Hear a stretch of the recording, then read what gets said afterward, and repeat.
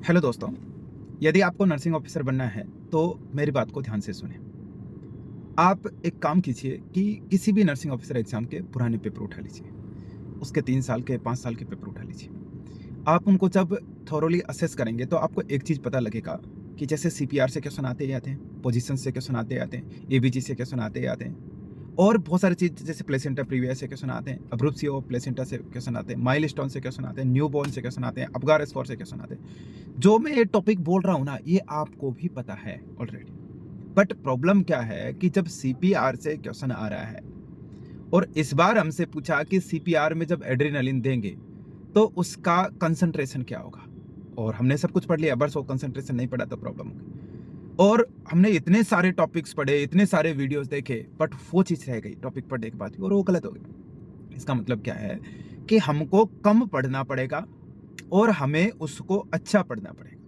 जैसे कि आपको पता है कि डिजॉक्सिन से क्वेश्चन आता है, तो आपको डिजॉक्सिन बहुत अच्छी तरीके से पढ़ना चाहिए। उसको ईज़ी रखना ही नहीं चाहिए। आपको पता है कि डायबिटीज़ मेलाइटिस से क्वेश्चन आएगा, तो आप उसके जितने क्वेश्चन निकाल सकते हो, वो सब आपको करने चाहिए। अब करें तो क्या करें? कैसे स्टडी करें? तो मैं आपको एक स्मार्ट तरीका बताता हूँ स्टडी करने का, कि कम टॉपिक्स पढ़ो और उनको अच्छी तरीके से पढ़ो। अब सवाल ये आता है कि हम कौन से टॉपिक पढ़ें या कौन से टॉपिक अच्छे हैं, ये कैसे पता करें? तो इसका एक बहुत अच्छा तरीका है, एक जिनायत तरीका है, वो ये है कि आपको क्या करना है कि प्रीवियस ईयर के ओल्ड पेपर्स आप असेस कीजिए। यदि आपने खुद नहीं दिए हैं तो वो लिखे होंगे आपने। तो प्रीवियस ईयर के जितने भी पेपर्स आप असेस कीजिए और ये पता लगा लीजिए कि इसमें कौन-कौन से टॉपिक से क्वेश्चन आ रहे हैं। ये आप खुद भी असेस कर सकते हैं और ये आपके टीचर भी इस पे काम कर सकते हैं। जब हमने इस चीज़ को किया तो हमें पता लगा कि अप्रॉक्सिमेटली 150 टू 160 टॉपिक्स हैं जिनसे बार-बार क्वेश्चन पूछे जाते हैं। ऐसा नहीं है कि 150 से ही पूछे जाते हैं, 2-4 टॉपिक कभी-कभी रैंडमली हिट करता है एग्जाम में और उनको छोड़ देना होता है क्वेश्चंस को, उस पे कोई प्रॉब्लम भी नहीं। मेन चीज़ ये है कि ये 150 टॉपिक्स आपको मिल गए, जिनमें कुछ तो मैंने आपको नाम भी गिनाए। इनका इन डेप्थ आपको स्टडी करनी, इन डेप्थ में भी वो चीज़ कि जिस पे क्वेश्चन बन सकते हैं। ये कैसे होगा? ये अनुभव से होगा, एग्जाम में क्या चीज़ पूछी जा सकती है उसके हिसाब से होगा। जैसे आपकी ये लिस्ट बन जाएगी टॉपिक्स की, तो आपको क्या करना है, ध्यान से समझिएगा। आपको one by one in topics को पढ़ना पड़ेगा। सब कुछ नहीं, इसमें से क्या चीज़ काम की है वो पढ़ना पड़ेगा। कैसे पता लगेगी क्या चीज़ काम की है? तो इसके 2 तरीके हैं। आप टेक्स्ट बुक उठा के खुद खुद पढ़िए। जब जाके आप पूरा टॉपिक पढ़ेंगे तो आप देखेंगे कि जब उसकी समरी लिखेंगे कि ये उसकी इंपॉर्टेंट चीज़ें हैं। कैसे पता लगेगा कौन सी चीज़ इंपॉर्टेंट है? क्योंकि प्रीवियस ईयर पेपर से पता लगेगा कि किस चीज़ को बार-बार एग्जामिनर हिट कर रहा है। ये काम आपके टीचर्स भी कर सकते हैं। जब हमने इस चीज़ को किया, इन पे क्वेश्चंस बनाए, इन पे क्वेश्चंस सर्च किए ऑनलाइन साइट से, बुक से, ऑफलाइन से, सभी जगह से, तो एक बहुत बड़ा वास्ट क्वेश्चन बैंक तैयार हुआ।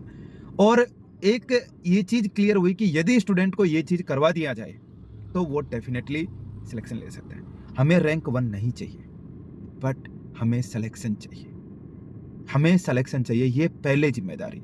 इसके लिए क्या किया कि 150 टॉपिक्स की हमने लिस्ट तैयार की।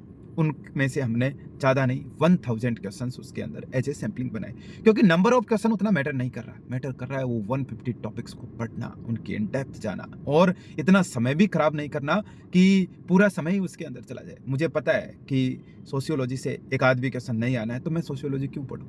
That is the smart study. तो हमें करना क्या पड़ेगा कि टॉपिक्स को ठीक से पढ़ना पड़ेगा। उनके क्वेश्चंस कैसे आते हैं वो चीज़ देखनी पड़ेगी। एक और दूसरी चीज़ है कि ये सब कुछ पढ़ने के बावजूद हो सकता है मार्क्स कम आए।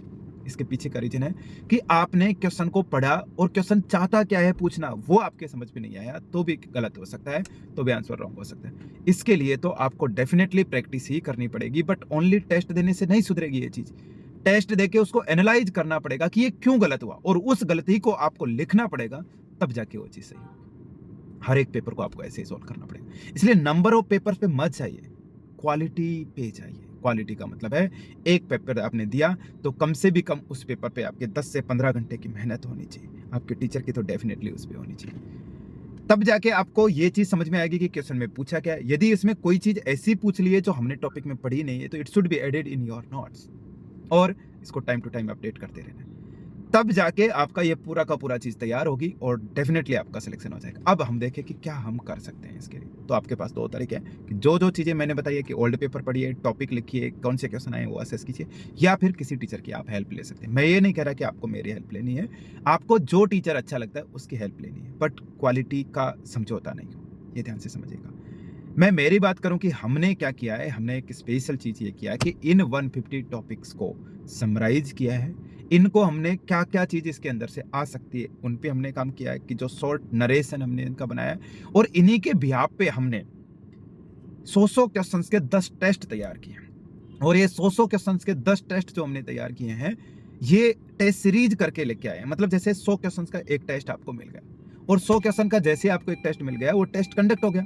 टेस्ट कंडक्ट होने के बाद आपके मान लेते हैं कि 35 नंबर 30 नंबर आ गए, कोई बात नहीं, आपने वो टेस्ट दिया, मार्क्स आपको हाथ लगे, आपको ये पता लग गया कि कौन कौन सी चीजें गलत हुई। अब उस टेस्ट का क्वालिटी डिस्कशन होगा।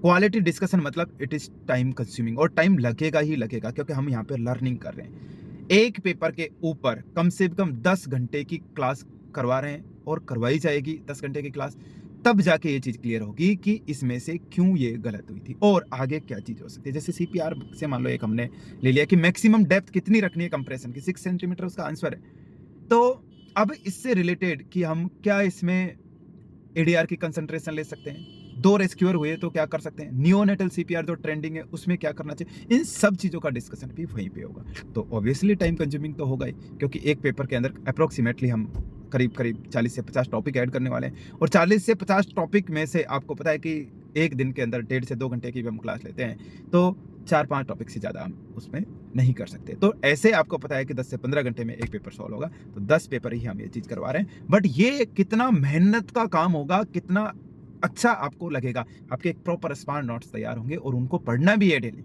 आपको जो पढ़ाई कर रहे हो, थ्योरी कर रहे हो, आप कीजिए, बट डेली 2 घंटे आप इस चीज़ के लिए निकालिए।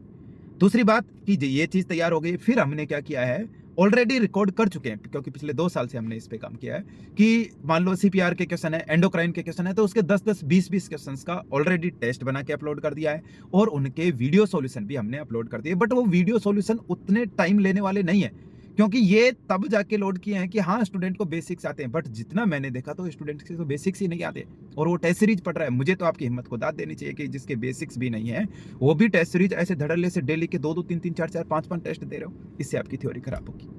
तो आपको क्या करना है, एक अच्छे मेंटर के अंडर में जाके समय लगाना है, और ये समय आपको कमा के देगा। आपको मैं बताऊं कि कितने एग्जाम्स, आपको पता है कि ईएसआईसी का एग्जाम होने वाला है जो यूपीएससी कंडक्ट कर रही है, रेलवे रिक्रूटमेंट बोर्ड का एग्जाम आने वाला है, डीएसएसबी का एग्जाम आने वाला है, जीएमसीएच का एग्जाम आने वाला है, और आपके जो यूपी के बोर्ड हैं, आरएमएल लखनऊ का एग्जाम आने वाला है, एसजीपीजीआई का एग्जाम आने वाला है। ये इतने एग्जाम है कि करीब करीब 3 से 4-5 हज़ार के समथिंग पोस्ट है, और इनमें सब में 4-5 महीने का टाइम है, और इसके बाद भी सितंबर में नोट सेट आने वाला है, उसमें भी हमारे पास पर्याप्त टाइम है। तो क्यों ना हमको इस पे मेहनत करनी चाहिए, क्यों नहीं करना चाहिए हम ये मेहनत। अब आप बोलेंगे कि ठीक है, हम रेडी है, तैयार है मेहनत करने की। तो देखिए, आपको पता है कि 150 टॉपिक्स को हिट करने के लिए हमें तो कम से कम 200 घंटे तो इस पे काम करना पड़ेगा। क्वेश्चंस बनाने पड़ेंगे, उन क्वेश्चंस को क्लरिकली अपलोड कराना पड़ेगा, सारी चीज़ें ये चीज़ होंगी, और ये ऑलरेडी प्रोसेस चल रहा है। ऐसा नहीं है कि मैं आज ही इसको बता रहा हूँ। हम 16th ऑफ अप्रैल से ये इफेक्टिवली शुरू करने वाले हैं। 16th ऑफ अप्रैल को रात को 11 बजे या अर्ली मॉर्निंग 17th हो जाएगी, उसको आपको पहला पेपर अपलोड हो जाएगा। पहला पेपर जैसे ही अपलोड होगा, उसके सॉल्यूशंस हम यूट्यूब पे लेके आएंगे अच्छे तरीके से, सारे टॉपिक्स के जितने भी हम उसमें करवाएंगे। आपको क्या करना है, यदि आपको मेरे साथ चलना है, वैसे भी देखिए आपने आपके हिसाब से तो बहुत सारी चीज़ें करके देख ही ली होगी, मैं कह रहा हूँ कि भीड़ से अलग बनिए और एक क्वालिटी टीचिंग की तरफ जाइए, क्वालिटी लर्निंग की तरफ जाइए, आपका डेफिनेटली भला होगा। यदि आप मेरे साथ चलना चाहते हैं तो रजिस्ट्रेशन ओपन है। आपको पता है मैंने इस सीरीज कम क्रैश कोर्स का जो प्राइस रखा था वो 699 रखा था, प्लस जीएसटी रखा था, जिसमें शुरुआत के 500 स्टूडेंट्स के लिए, वो अभी फुल हो चुका है। और अब नेक्स्ट जो है मीडियम बर्ड्स रजिस्ट्रेशन ओपन है, उसमें ये 999 में मिल रही है, और 999 रुपये प्लस जीएसटी के अंदर ये अवेलेबल है, आप ले सकते हैं, क्योंकि ये भी ओनली 100 स्टूडेंट्स के लिए ही होगा। इसके बाद इसकी प्राइस 1499 रुपये हो जाएगी। ज़्यादा नहीं है 1499 रुपये, 300 रुपये का तो एक पीस आता है। अब सोचिए, कोई आपको 200 घंटे पढ़ाएगा। आप फर्स्ट क्लास के बच्चे की भी फीस देखेंगे ना, तो 4 से 5 हज़ार रुपये महीने की फीस होती है। आप देखिए, लगता है आपको क्वालिटी का काम है, क्योंकि इसकी फीस और इंक्रीज होने वाली, आगे भी इंक्रीज होगी। आपको लगता है कि इस पे काम करना चाहिए, तो डेफ़िनेटली आप हमारे साथ आइए। हम आपको विश्वास दिलाते हैं कि अब तक जो भी कमी रही किसी भी सीरीज़ में, ऐसी कमी इसमें नहीं रखेंगे, क्योंकि हमने इसमें टाइम लिया है, 2 से 3 महीने का प्रॉपर टाइम है और हम इसमें और मेहनत करेंगे। यदि आपको लगता है कि अभी भी इसमें कुछ चीज़ें रह गई है कि सर ये भी होना चाहिए और जो हो सकता है, तो आप मुझे कमेंट करके बताइए। मैं डेफ़िनेटली इस पे आपको अपडेट करूँगा और आपकी चीज़ों से मुझे पता लगेगा कि स्टूडेंट को क्या चाहिए। उम्मीद करता हूँ कि आप मेरी बात समझ पाए होंगे। डिस्क्रिप्शन में लिंक दिया हुआ है, वहाँ से आप सीरीज परचेज कर सकते हैं। टीएसएल मोबाइल एप्लीकेशन पे जाके या हेल्पलाइन नंबर से आप ये चीज़ कर सकते हैं। आज के लिए इतना ही। जय हिंद, जय भारत, वंदे मातरम।